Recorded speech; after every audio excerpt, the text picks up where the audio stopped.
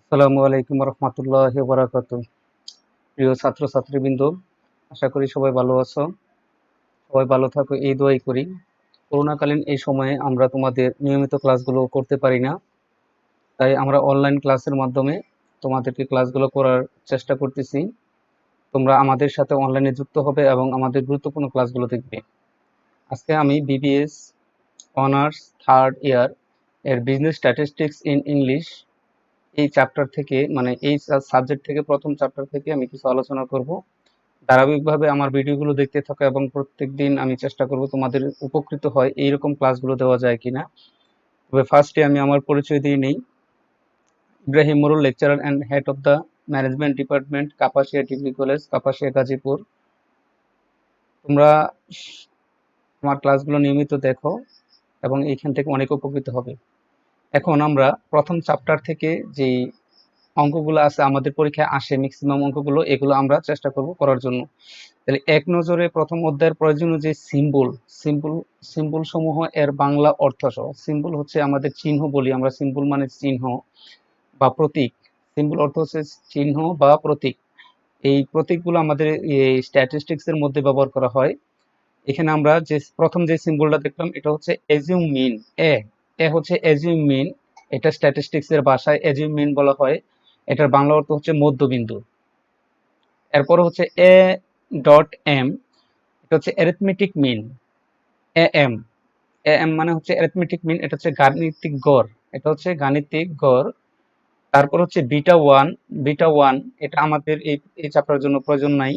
Beta two, এটাও আমাদের জন্য প্রয়োজন, এটা নেক্সট এর জন্য প্রয়োজন আছে। সি, ক্লাস ইন্টারভেল, সিআই, এটাকে আবার সিআই বলা হয়, সি কে আবার সিআই ও বলা হয় অনেক জায়গায়। তবে আমরা এটা আমাদের লাগবে। সিআই হচ্ছে ক্লাস ইন্টারভেল, শ্রেণী ব্যবধান। ডি, ডি হচ্ছে ডেভিয়েশন, স্তর বিচ্যুতি। এটা তৃতীয় চ্যাপ্টারের জন্য লাগবে, এটা জেনে রাখো। ডি মানে ডেভিয়েশন, স্তর বিচ্যুতি।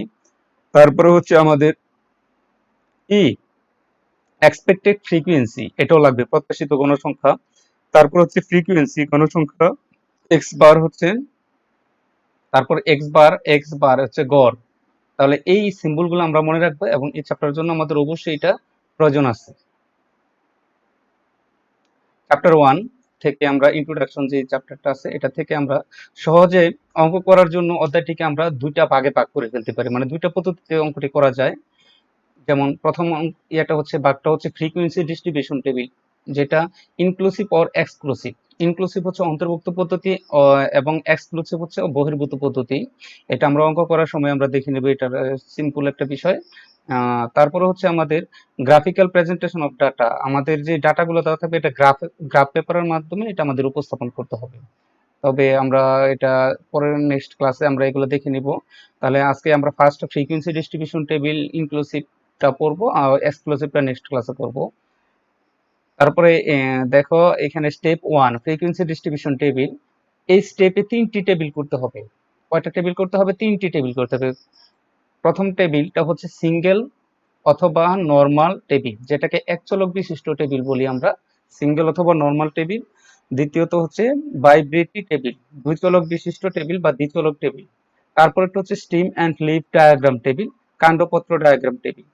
এই তিনটা থেকে তিনটি অঙ্ক, তিনটি বা চারটি, এখান থেকে চারটি আর ওই গ্রাফ থেকে তিনটি, এই 7টি অঙ্ক করলে আমাদের মোট টোটাল পরীক্ষায় ইনশাল্লাহ আমরা আনসার করতে পারবো।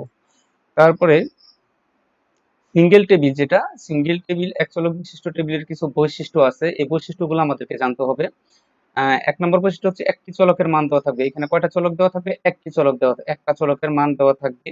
আর প্রশ্নের নির্দেশিত বেসিস অনুযায়ী চলকটি টেবিল তৈরি করতে হবে, যেমন ইনক্লুসিভ বেসিস অর এক্সক্লুসিভ। সরাসরি অঙ্কের প্রশ্নে আমাদের বলা থাকবে ইনক্লুসিভ না আমি এক্সক্লুসিভ করব। যদি ইনক্লুসিভ বলা থাকে তাহলে আমি ইনক্লুসিভ করবো, আর যদি এক্সক্লুসিভ বলা থাকে তাহলে আমি এক্সক্লুসিভ করবো।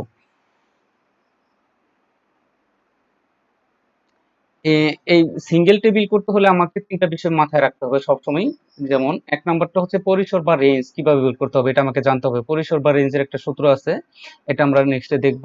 তারপর হচ্ছে ক্লাস ইন্টারভেল কিভাবে বের করতে হবে। ক্লাস ইন্টারভেল কেও বের করার জন্য একটা সূত্র আছে আমাদের, এই সূত্রটা আমরা পড়বো।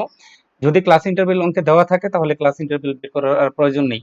তারপর হচ্ছে ডিস্ট্রিবিউশন টেবিল তৈরি করতে হবে। আমাদেরকে কি করতে হবে? ডিস্ট্রিবিউশন টেবিল তৈরি করতে হবে। উম, এখন পরিসরের যে সূত্রটা আছে, রেঞ্জ ইকুয়াল হাইয়েস্ট ভ্যালু থেকে লোয়েস্ট ভ্যালুটা, যে তথ্যগুলো আমাদের দেওয়া থাকবে এক চলক বিশিষ্ট তথ্য, যেহেতু এখানে সর্বোচ্চ যেই ভ্যালুটা থাকবে এই ভ্যালু থেকে সর্বনিম্ন ভ্যালুটা বাদ দিব, তাহলে আমার রেঞ্জ বের হয়ে যাবে। এটা হচ্ছে রেঞ্জের সূত্র। তারপরে হচ্ছে ক্লাস ইন্টারভেল, সিআই, এটাকে আমরা কি বলা হয়? Class interval. আমরা এই ক্লাস ইন্টারভেলটা একটা সূত্র আছে, রেঞ্জ ডিভাইডেড বাই, কারণ ক্লাস ইন্টারভেল করতে হলে আমাকে রেঞ্জ বের করতে হবে। Range divided by 1 plus 3 point, আসলে পয়েন্ট এখানে দুইটা ডট হয়ে গেছে, একটা ডট হবে 3.322 লন, এটা আসলে লগ হবে, লগ এন, লন না, এন এর জায়গায় কি জিটা দিয়ে নিও তোমরা, এটা আমার টাইপিং মিস্টেক হয়ে গেছে। তারপরে লন মানে লগ এন হবে, ঠিক আছে? 3.322 লগ এন, এটা হচ্ছে ক্লাস ইন্টারভেলের সূত্র। এখানে আমরা একটা প্রবলেম দেখব, একটা প্রবলেম দেওয়া আছে। এখানে বলা আছে ফ্রম দ্য ফলোইং র data prepare a frequency distribution with a class interval of 5 on inclusive। দেখো আমরা এখানে রেট ইন্টারভিউ, রেট যেই ওয়ার্ড গুলো আছে এখানে আমি লাল করে দিয়েছি এই জন্য যে ক্লাস ইন্টারভেল এখানে দেওয়া আছে, তাহলে আমাদেরকে দ্বিতীয় কাজটা করতে হবে না, মানে দ্বিতীয় সূত্রে ক্লাস ইন্টারভেলের কাজ করতে হবে না। অন ইনক্লুসিভ বেসিস আমাকে বলে দিচ্ছে যে অন্তর্ভুক্ত পদ্ধতিতে করো। তাহলে অন্তর্ভুক্ত পদ্ধতিটা আমরা কিভাবে করবো, এটা আমরা অঙ্কে অ্যাপ্লাই দেখবো। তাহলে প্রথম স্টেপ হচ্ছে ক্যালকুলেশন অফ দ্য রেঞ্জ। তাহলে we know that range equal to, আমরা জানি যে রেঞ্জ সমান সমান highest value minus lowest value. এই অঙ্কে আমাদের হাইয়েস্ট ভ্যালু হচ্ছে 45 মাইনাস হচ্ছে 5, তাহলে থাকতেছে আমাদের কত? 40। তাহলে স্টেপ 2 তে আমরা কি করব? Class interval. তাহলে এখানে গিভেন ক্লাস ইন্টারভেল গিভেন বলা আছে, মানে দেওয়া আছে, সো আমাদের এখানে সূত্রটা প্রয়োগ করতে হলো না। তারপরে step 3 frequency distribution of the given data is শোন। আমি আগেই বলেছিলাম এই অঙ্কটি করতে হলে, মানে প্রথম যে আমরা অঙ্কটা করব ফ্রিকোয়েন্সি ডিস্ট্রিবিউশন টেবিল, এটা করতে হলে আমাকে কি সিঙ্গেল টেবিলে তিনটা কাজ করতে হবে। এই তিনটা কাজ এর মধ্যে প্রথম স্টেপ হচ্ছে রেঞ্জ বের করতে হবে, দ্বিতীয় স্টেপ হচ্ছে ক্লাস ইন্টারভেল বের করতে হবে। এই দুটো যদি আমি না পারি তাহলে আমার অঙ্ক হবে না। তাহলে এখানে তৃতীয় স্টেপে আমি ফ্রিকোয়েন্সি ডিস্ট্রিবিউশন টেবিলটা আমি করব। ফ্রিকোয়েন্সি ডিস্ট্রিবিউশন টেবিল আমাদের ব্রেকেটে লিখতে হবে ইনক্লুসিভ মেথড। তারপরে এখানে তিনটা গড় হবে, আমার তিনটা কলাম হবে। তাহলে ক্লাস ইন্টারভেল, টালি এবং নাম্বার অফ স্টুডেন্ট মানে এফ, যেটা ফ্রিকোয়েন্সি, নাম্বার অফ স্টুডেন্ট মানে এফ, এই ফ্রিকোয়েন্সিটা আছে আমাদের। এখন আমরা দেখো সর্বশেষ আমাদের মানে সর্বনিম্ন হচ্ছে 5, তাহলে 5 থেকে আমাদের শুরু করতে হবে, 5 থেকে 9। তাহলে 5 6 7 8 9, তাহলে 5 6 7 8 9 মানে ইনক্লুসিভ কথা বলা থাকলে যেই ওয়ার্ডটা মানে প্রথম যে সারির আমার ইয়াটা থাকবে, প্রথম সীমা যেটা, এই সীমা সহ গুনতে হবে। যেমন 5 সহ আমাকে গুনতে হবে, 5 6 7 8 9, 5 হয়ে যায়। আর যদি এক্সক্লুসিভ বলা থাকতো তাহলে 5 কে বাদ দিয়ে আমি গুনতাম, তাহলে 6 7 8 9 10 মানে 10 হতো, 5 to 10। এখন যেহেতু আমাদের ইনক্লুসিভ বলা আছে এই জন্য 5 to 9 হয়ে গেছে। এটা আশা করি বুঝতে পেরেছো যে 5 to 9 9 কেন হয়েছে? ইনক্লুসিভ মেথড হওয়ার কারণে। আর যদি এক্সক্লুসিভ মেথড হতো তাহলে আমাদের কি হতো? 5 to 10 হতো, 10 to 15 হতো, 15 to 20 হতো। দেখো এখানে আমাদের দেওয়া আছে 5 to 9, 10 to 14, 15 to 19, তারপরে হচ্ছে 20 to 24, 25 to 29, 30, 30 to 30 to 34, 35 to 39, তারপর 40, 40 থেকে 44, তারপর হচ্ছে 45 থেকে 49। তাহলে আমাদের সর্বোচ্চ ভ্যালু যেহেতু আমাদের 45, এই জন্য আমাদেরকে আরেকটা ইয়ে নেওয়া লাগছে যে 45 থেকে 49 পর্যন্ত, যেহেতু 45 আমাদের সর্বোচ্চ এই জন্য 45 আমার 44 এর মধ্যে আসে না। এই জন্য ইনক্লুসিভ মেথড থাকার কারণে আমাদের এই 45 নেওয়া লাগছে।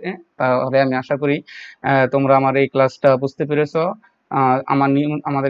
আমার এই ক্লাসগুলো তোমরা দেখতে থাকো, আশা করি উপকৃত হবে। বাসায় বসে থাকো সবাই, সবাই আমার জন্য দোয়া করো, আমিও তোমাদের জন্য দোয়া করি। আমরা যেন সবাই সুস্থ থাকি, আল্লাহ আমাদেরকে হায়াত দারাজ করুক, আমরা সবাই ভালো থাকি এবং সবাই